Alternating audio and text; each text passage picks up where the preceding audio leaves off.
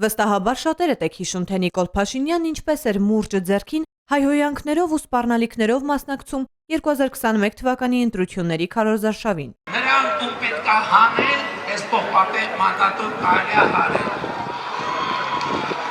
Այնտեղ որտեղ պետք է մխել, այս մանդատով կարելի է մխել։ Հալինում ասել եմ։ Ասել եմ դրանց Հիմա պարզվում է, 2026 թվականի ընտրությունների նախաշեմին Փաշինյանը որոշել է կուսակցությունների համար բարեվարկության կանոններ սահմանել։ Այդ նպատակով անգամ ուղեցույց է ընդունվել հակակոռուպցիոն քաղաքականության խորհրդի նիստում, որի ժամանակ քննարկվել են կուսակցությունների բարեվարկության, նախընտրական քարոզչության սահմանափակումների եւ օրինական գործունեության կանոնները։ Ինչ գործ ունեք դուք ես դահլիճում ընդհանրապես նստած։ Մամուլի հրապարակումներով առաջնորդվեմ, սաղից պետք է տանեմ լսեմ ԱԾ-ի պատվալը, որ մամուլի